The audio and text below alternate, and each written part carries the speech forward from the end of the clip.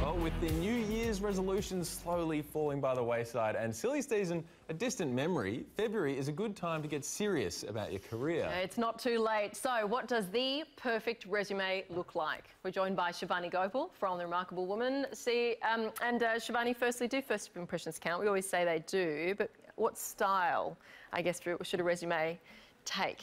First impressions certainly count, especially when it comes to your resume, because you've got to remember that the person that's viewing it only has a couple of seconds, a minute at the most, to look at your resume and think to keep or flick. So when it comes to style, be careful with colours. Go black and white, or if you do want to add a bit of colour, it's a professional role, go for that bank navy style colour.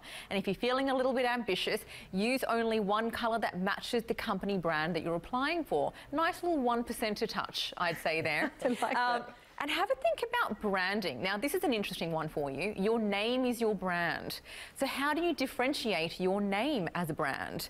Well, have a think about, does my name have a lot in common with, say, hundreds of thousands of other people? If you're, John Smith, for example, and you share, many John Smiths in the world, what you might want to do is include your middle initial there, but then keep the branding consistent. So let's just use the John Smith example. It'll be John E. Smith in the resume, John E. Smith in the LinkedIn link as well, and John E. Smith when it comes to the email address as well. So keep the branding consistent, it works really well. And when we're talking about style, have a think about just choosing one phone number, one email address, and make sure you're putting all of your educational experience right, sorry, I said educational experience, didn't I? Your education right down the bottom. Yes. Because your resume is a prime piece of real estate. So the most important pieces of information need to match its value.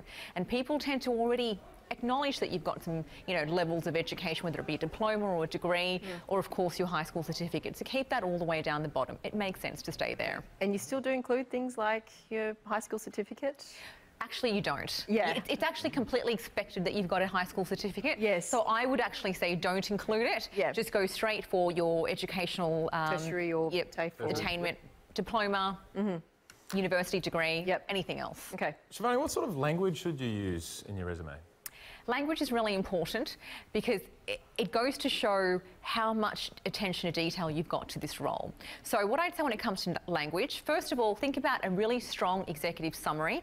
And in that executive summary, make sure you've researched the role really well and also the relevance to the industry, and include some really important keywords like strategy, forecasting, financial strategy experience, for example, things that are matching to the role, because these are your high value ticket items.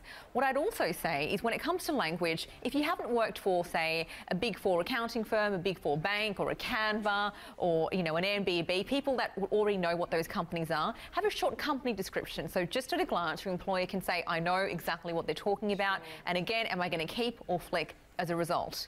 And when it comes to language, one of the most important things you can do is quantify your achievements. So if you've brought in $1 million worth of sales, for example, write down the number, but not just the number, write down how you caused that number to come about. So I brought in $1 million worth of sales by doing X, Y, Z. That extra part is really important when it comes to language. And result and then cause? Result and then cause, that's right. So your result is the number. Yep. I brought in $1 million, this is what I did to cause it. Yes, got you. Okay, and any no-nos? You see resumes, you think, oh my gosh, the worst mistake.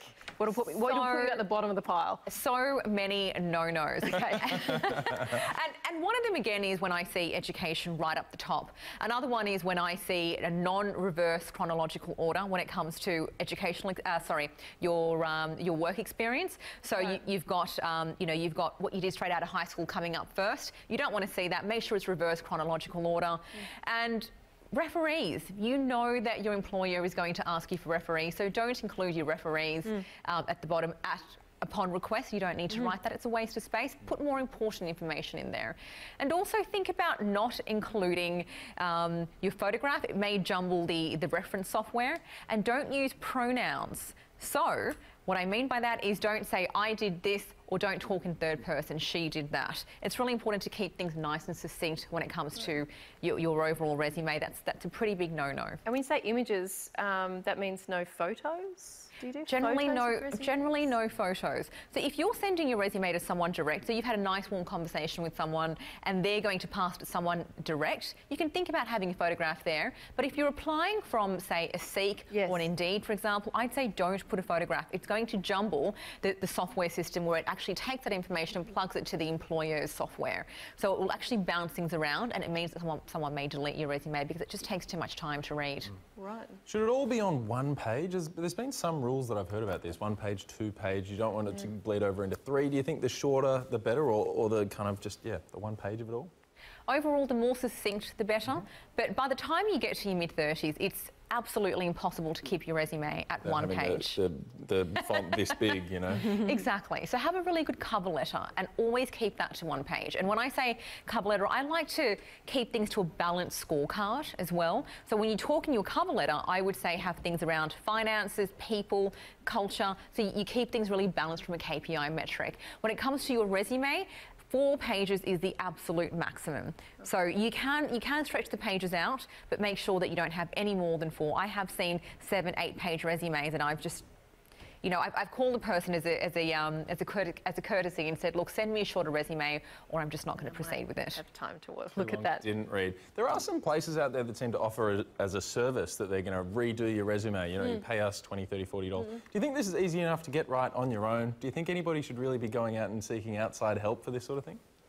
I think you should. I think that I say this all the time. You know, even elite athletes get coaching and mentoring to perfect themselves, just to get that little bit better.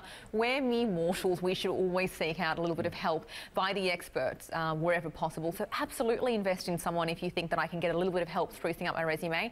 Look, there's a lot of reading on the internet. You can simply Google best resume possible, and you'll be able to get so many iterations of it. The question is, however, how to get the best resume for your industry and then for your role. And there's so many do's and don'ts. So we just talked about no colour, but what if you're in graphic design? You probably do want to have a bit of colour. You probably do want to have a little bit of, you know, extra life in there. You actually want to have a couple of images in there as well, don't you? Yes, so there's different horses for different courses when it comes to that. So definitely do outsource. If you can afford it, go out there and invest in some expert advice. I'd recommend it. Nice work. Shivani Gopal, thank you so much. We can catch you a little bit later as well. I'll see you